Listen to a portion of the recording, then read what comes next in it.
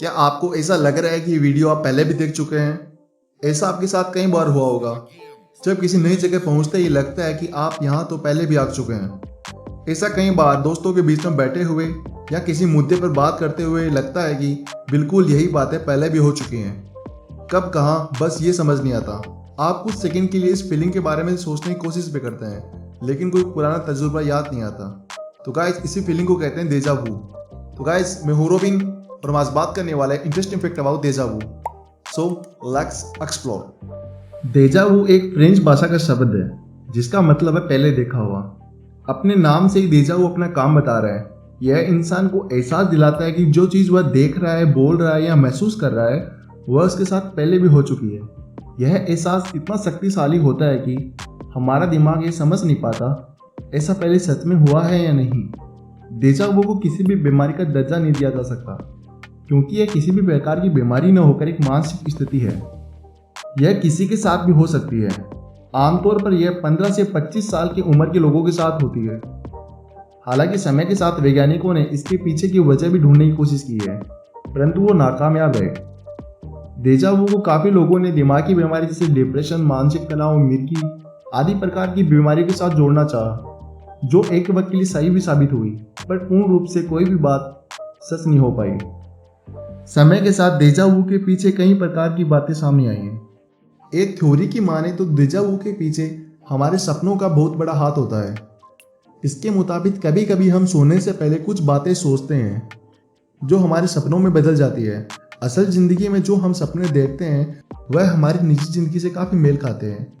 Example के लिए, आपने सपने में देखा कि आप कहीं जा रहे हैं या किसी दोस्त से बात कर रहे हैं। क्योंकि यह सब हमारी दिनचर्या का हिस्सा होती है, इसलिए हमारा दिमाग इनको यादों के रूप में संजो के रख लेता है। बाद में असल ज़िंदगी में हमारे साथ वैसा ही कुछ घट रहा होता है तो हमें ऐसा लगता है कि यह हमारे साथ पहले भी हो चुका है। कई लोग जो पूरे जन्म में विश्वास रखते हैं उनका कहना है कि डेजा वू के पीछे की वजह हमारे पूरे जन्म की यादें हैं। पूरे जन्म को मानने वालों का कहना है कि हमारी नई जिंदगी में भी हमारा दिमाग पिछले जन्म से जुड़ी हुई कुछ यादें रखता है।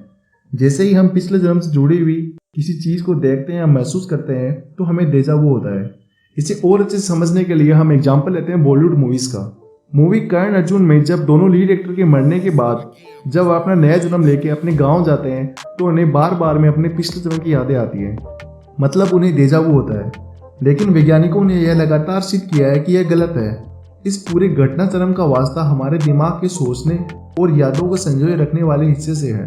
डेजा वू के पीछे के कारण जानने के लिए कई प्रकार की थ्योरी दी गई। इसमें से है एक गिल्स थ्योरी। गिल्स थ्योरी कुछ दिमाग को घुमा देने वाली बातों में से एक है।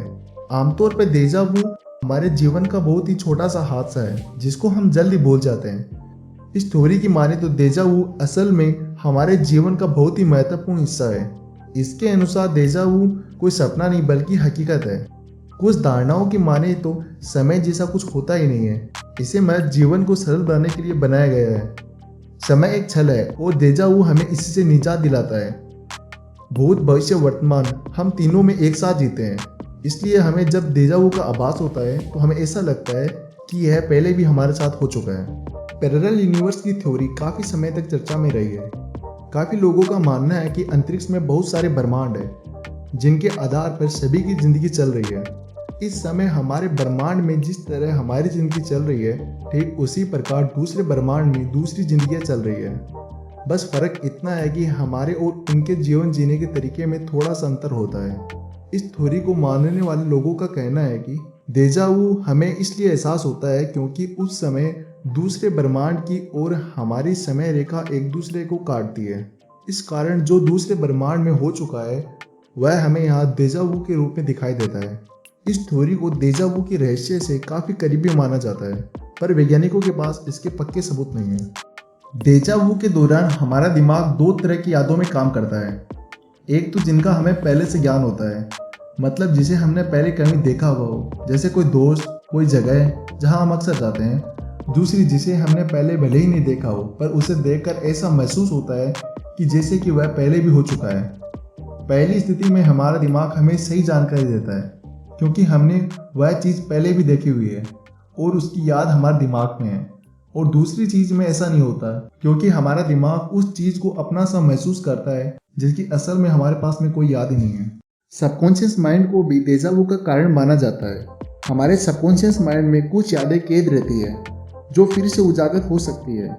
माना जाता है कि अगर किसी माहौल को फिर से वापस वैसा ही बना दिया जाए जैसा वह पहले था तो यादें दोबारा ताज़ा हो सकती है। उदाहरण के लिए अगर आप किसी जगह बार बार जाते हैं तो हमारा सबकॉन्शियस माइंड उस जगह की यादें बना लेता है, और आप फिर कभी ठीक वैसी जगह कभी वापस जाते हैं तो हमारा सबकॉन्शियस माइंड उन यादों को ताज़ा कर देता है और आपको आभास होता है कि यह हमारे साथ पहले भी हो चुका है। तो दोस्तों, कैसा लगा ये वीडियो? उम्मीद है कि आप सब जान गए हो कि असल में क्या होता है डेजा वू और क्या कहती है इसी से संबंधित थ्योरी। हाँ, यह एक बात होता है कि यह कोई मानसिक बीमारी बिल्कुल नहीं हो सकती।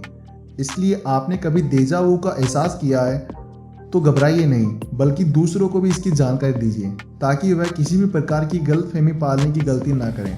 यह वीडियो अपने फैमिली और फ्रेंड के साथ शेयर कीजिए जिससे उन्हें भी डेजा वू के बारे में जानकारी मिल पाए। और आपकी डेजा वू के बारे में कोई भी थॉट में क्यूरी है तो मुझे आप कमेंट कर सकते हैं।